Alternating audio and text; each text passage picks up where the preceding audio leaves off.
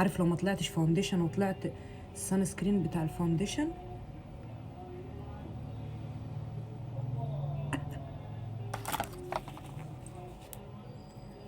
احنا بقى هنشوف هو طلع كريم مش فاونديشن بمعنى فاونديشن، يعني التغطيه بتاعته خفيفه بس ينفع انك انت تحطيه بالنهار اكتر، فاهمه؟ يعني ما ينفعش للمناسبات. وهنسيبه لاخر الفيديو هنشوفه ثابت ولا متنيل على عينه.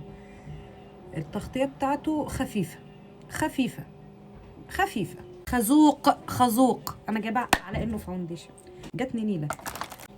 انا حماره، المفروض اروح مقر بتاع شجلام واختار قدام عيني، ما اطلبش اونلاين. انا حماره. ده اهو ثابت. المفروض ان انا هتنيل احطه على بقي هيدي لون وفي نفس الوقت لمعه بامب بس ثابت. خوازيق، انا عماله اخد خوازيق وما بحرمش. كمان مش عايز تطلع.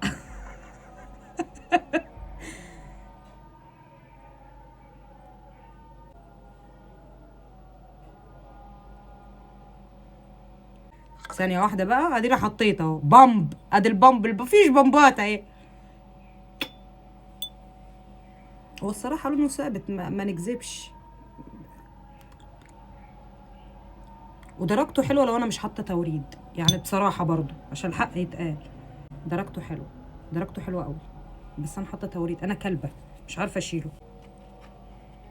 كان نفسي اطلع واقول لكم واو ورهيب. ده تحديد اللون بتاعه.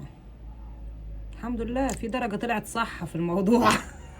الوحيده اللي حاسه انها طلعت صح في الموضوع. طالبه كل حاجه غلط مش من شجلام، الغلط مني والله، الغلط مني انا.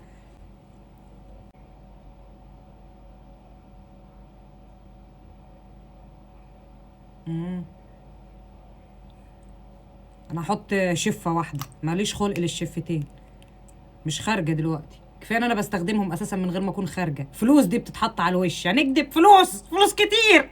حسبي الله ونعم الوكيل في مخي. انا كده مرضيه، انا كده مرضيه. وانا حد ضربني على ايدي عشان اشتري؟ محدش ضربني على ايدي، انا محدش ضربني على ايدي، انا اللي اتشليت وفتحت السايت وانا اللي طلبت وجالي. حد ضربني على ايدي؟ محدش ضربني على ايدي. عامل زي زبده الكاكاو برضو، عامل زي زبده الكاكاو بس حلوه، يعني حلو، الحق يتقال حلو. انا لولا التوريد ده مش عارفه اشوف حاجه على طبيعتها ابدا. اما نشوف ده ايه كمان. انا خلاص اتقفلت اساسا، يعني عماله اتقفل واتفتح، انا مش فاهمه في ايه، يعني انا كويسه مش كويسه.